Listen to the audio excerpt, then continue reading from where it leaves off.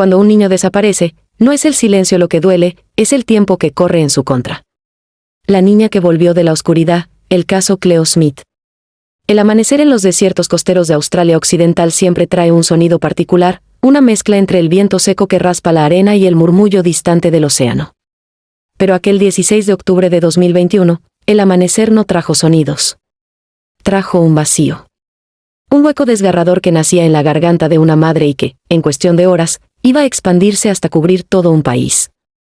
Lo que comenzó como una mañana de camping en familia se transformó en una escena de terror. Una niña de 4 años había desaparecido sin dejar rastro, arrancada de la tienda de campaña donde dormía junto a su madre y su hermanita.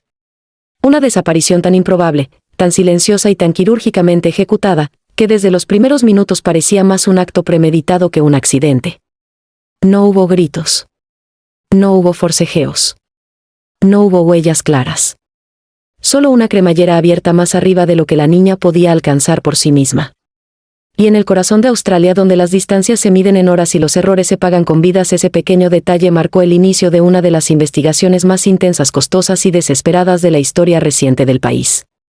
El nombre de la niña era Cleo Smith. Y durante 18 días, fue considerada el rostro más buscado de toda Australia. Aviso: este contenido contiene descripciones de desapariciones de menores, situaciones angustiosas y elementos sensibles que algunos espectadores pueden encontrar perturbadores. Se recomienda discreción. La historia comienza en el remoto campamento de Quo-Bablowoles, un lugar alejado de todo.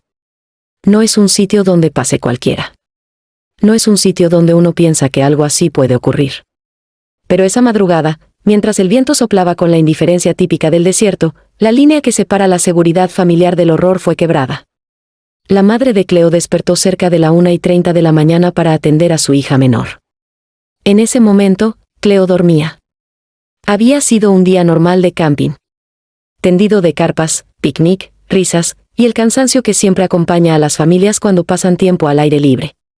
Pero casi 5 horas después, cuando el sol apenas amenazaba con salir, la madre notó algo imposible de ignorar: la cremallera de la tienda estaba abierta. No era una apertura accidental ni un descuido infantil. Era una línea recta, tirada hacia arriba, hacia una altura que la niña no alcanzaba ni con estirarse. Ese fue el instante en que su corazón se partió. Cleo no estaba. La llamada de emergencia se registró temprano. Fue corta, directa, entrecortada por el pánico. En minutos, la policía estatal ya estaba en camino. Pero en un sitio como Quo-Bablowoles, un punto perdido entre kilómetros de nada, un operativo así no es cuestión de llegar rápido. Hay que organizar, coordinar, movilizar recursos y personal.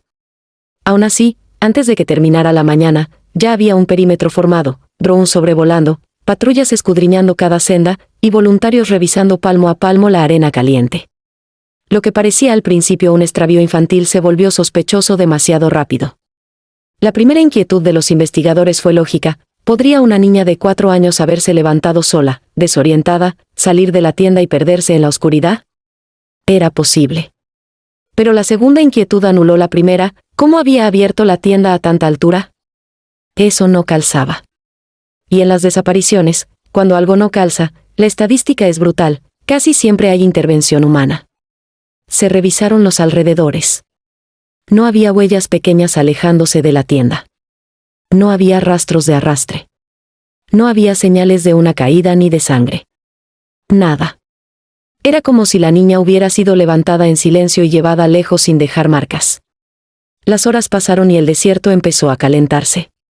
Las temperaturas podían superar los 40 grados, lo que significaba que si la niña estaba expuesta sin agua, las probabilidades de sobrevivir disminuían por minuto. Esa presión llevó a la policía a tomar decisiones drásticas mucho antes de lo habitual. Se llamó a unidades especializadas, se rastreó por aire, tierra y mar, se establecieron puntos de control en carreteras y se entrevistó a todo el que hubiese estado en el campamento la noche anterior. La historia de cada visitante fue desmenuzada. ¿Quiénes eran? ¿De dónde venían? ¿A qué hora llegaron? ¿A qué hora se acostaron? ¿Quién podía haber visto algo? Pero en el fondo, la policía ya presentía que el culpable no era un turista. No. La forma en que había sido ejecutado el secuestro indicaba conocimiento del terreno, experiencia y, sobre todo, oportunidad. Lo que ocurrió esa madrugada no parecía improvisado. La figura de un sospechoso comenzó a tomar forma en silencio, pero aún faltaban piezas.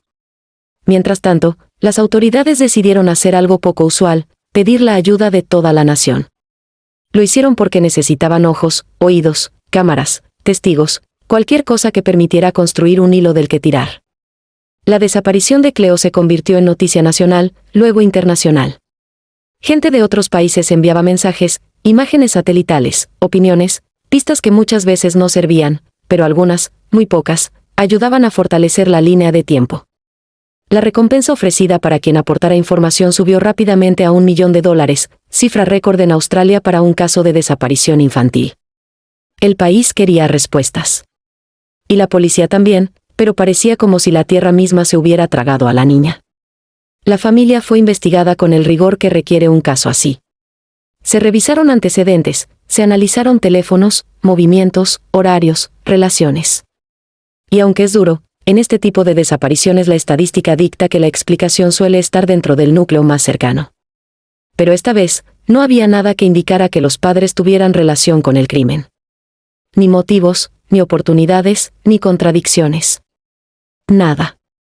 Fue entonces cuando la policía decidió centrarse en otra ruta, los posibles perpetradores locales. Carnarvon, la ciudad cercana, tenía antecedentes de conflictos sociales, pobreza y varios individuos con historial de problemas mentales o conductas antisociales. Entre ellos, un nombre aparecía cada vez que se analizaban ciertos patrones. No era un criminal violento. No era alguien peligroso en el sentido tradicional. Pero tenía comportamientos inquietantes. Una obsesión extraña. Una fijación que, en casos de secuestro infantil, puede ser el detonante. El hombre era Terence Darrell Kelly. Kelly vivía a unos minutos del campamento donde desapareció Cleo. Tenía un historial de coleccionar compulsivamente muñecas Bratz. Las vestía. Las trataba como si fueran humanas. Y aunque este comportamiento, por sí solo, no constituye un crimen, combinado con su aislamiento social, su tendencia a episodios de inestabilidad y ciertas observaciones hechas por vecinos, comenzó a levantar alertas en el equipo de investigación. A medida que avanzaban los días, los agentes se aferraban a cualquier pequeña señal, registros de cámaras en carreteras remotas, movimientos de vehículos que coincidían con horarios sospechosos, compras extrañas, recorridos que no tenían sentido. Y aunque la policía mantuvo todo en absoluto hermetismo para no alertar al secuestrador, la tensión dentro del centro de mando crecía. Pasaban las horas, los días, y la sombra de lo irreversible se hacía cada vez más presente. El día 10 de la desaparición, el caso ya era considerado crítico. Muchos en la fuerza temían que, como en tantos casos similares, el rescate ya no fuese posible. Pero había algo que mantenía la investigación viva, la convicción de que la niña no había sido llevada lejos. El perfil del secuestrador apuntaba a alguien que necesitaba control, compañía, una fantasía que se sostuviera en secreto. Y eso significaba una cosa: Cleo tenía que estar oculta en un lugar habitual para el perpetrador. Un entorno conocido. Una casa. Las piezas encontraron su lugar gracias a un detalle mínimo, una señal telefónica identificada cerca de Carnarvon la madrugada del secuestro, un movimiento que coincidía con la distancia entre el campamento y una residencia particular. El cruce de datos llevó a un único nombre: Kelly. Los agentes no podían equivocarse. Si actuaban demasiado pronto, podían poner a la niña en riesgo. Si esperaban demasiado, podían perder la única oportunidad. Se vigiló la vivienda. Se estudiaron sus horarios, sus salidas, sus comportamientos. Y una madrugada, 18 días después de la desaparición, se tomó la decisión que iba a marcar la historia reciente de Australia Occidental. La irrupción fue rápida, quirúrgica. Una puerta derribada. Pasos firmes. Voces que ordenaban asegurar habitaciones. Y en el fondo de la casa, detrás de una puerta cerrada, en una pequeña habitación iluminada por una luz tenue, estaba Cleo. Sentada. Peinada. Vestida. Sin grilletes. Sin heridas visibles. Pero con una expresión que mezclaba desconcierto, cansancio y un silencio que solo los niños que han visto demasiado pueden cargar. Uno de los policías se arrodilló. La miró. Su voz tembló cuando hizo la pregunta obligada: ¿cómo te llamas? Y la niña, tan pequeña, tan frágil y tan fuerte al mismo tiempo, respondió: me llamo Cleo. Con esas palabras, Australia respiró por primera vez en 18 días. La investigación posterior reveló el perfil completo del secuestrador. Kelly no tenía relación con la familia, ni motivos tradicionales. Lo impulsó una obsesión: quería una muñeca humana. Su casa estaba llena de muñecas Bratz, en posesiones que oscilaban entre la fantasía infantil y una disociación profunda de la realidad. En esa distorsión enfermiza, Cleo fue convertida en el centro de una fantasía enfermiza que duró casi 3 semanas. El rescate de la niña fue considerado un milagro investigativo. No solo porque Cleo estaba viva, sino porque lo estaba sin daño físico grave, algo casi inédito en secuestros prolongados. El país celebró. La policía lloró. Y la familia volvió a respirar. Pero detrás de esa victoria quedaba una verdad oscura: incluso en los lugares más tranquilos, incluso en las noches más aparentemente seguras, hay personas capaces de romper la vida de un niño por una fantasía absurda y mortal. En este caso, la niña volvió. En muchos otros, no. La casa donde fue encontrada Cleo Smith se convirtió en una escena hermética, prácticamente blindada por la policía australiana. Cada ventana, cada cajón, cada mueble fue fotografiado, catalogado y analizado para reconstruir no solo lo que había ocurrido ahí dentro durante los 18 días del secuestro, sino también la mente de Terence Darrell Kelly. La prioridad, sin embargo, era otra: garantizar que Cleo estuviera a salvo física y emocionalmente. Había sobrevivido. Había sido rescatada. Pero lo que ocurre después de un secuestro es igual de importante que el rescate en sí. Y los investigadores lo sabían. La niña fue trasladada a un centro médico bajo estricta protección. Incluso los doctores que la atendieron debieron pasar por controles de seguridad poco comunes. No se podía permitir ni una filtración, ni una fotografía, ni un dato que pudiera explotarse mediáticamente. Australia entera quería verla, escucharla, saber qué había sufrido. Pero la policía y los especialistas forenses sabían que, con niños tan pequeños, lo peor que se puede hacer es convertirlos en espectáculo. No se le preguntó qué pasó. No se le interrogó. No se le presionó. Lo único que se hizo fue hablarle suave, ofrecerle agua, darle mantas limpias y permitirle descansar. El simple acto de volver a dormir sin miedo ya era una victoria. En Carnarvon, en cambio, la situación era completamente distinta. La detención de Kelly había generado un impacto inmediato en la comunidad. No era un extraño para todos: algunos lo conocían solo de vista, otros recordaban comportamientos peculiares, y unos pocos sabían de su obsesión con las muñecas Bratz. Pero lo que nadie imaginó es que un hombre tan silencioso, tan retraído, tan aparentemente inofensivo, podía haber sido capaz de secuestrar a una niña y ocultarla tan meticulosamente.